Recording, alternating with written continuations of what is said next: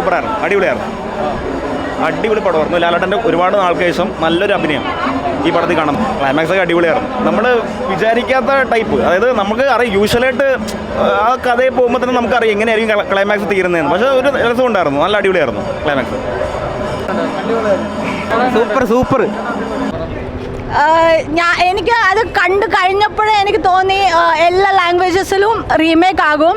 അതായത് അജയ് ദേവ്ഗൺ ആണെങ്കിലും എല്ലാവരും കാത്ത് നിന്ന് റീമേക്ക് ചെയ്യുന്ന ഒരു പടമായിരിക്കും.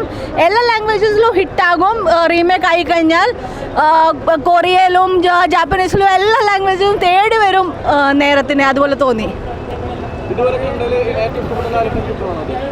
അല്ലല്ല, എനിക്ക് ഏറ്റവും ഇഷ്ടപ്പെട്ട വന്ദനമാണ് പണ്ടത്തെ.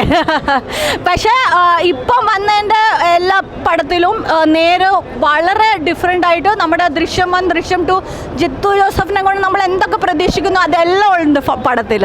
ഹൈലി ഇമോഷണൽ ഫാമിലിക്ക് ഒരു മസ്റ്റ് വാച്ചാണ്.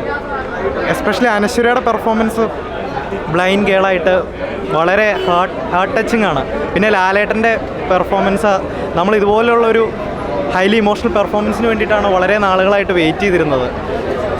ഡയലോഗ് മോഡുലേഷൻസ് ആയാലും സബ്റ്റിൽ ആക്ടിങ് ആയാലും എല്ലാം നൈസായിട്ട് വന്നിട്ടുണ്ട്. എനിവേ ഫാമിലി ഓഡിയൻസിന് മസ്റ്റായിട്ടും തിയേറ്ററിൽ എക്സ്പീരിയൻസ് ചെയ്യാനുള്ള ഒരു ഹൈലി ഇമോഷണൽ കോർട്ട് റൂം ഡ്രാമയാണ്.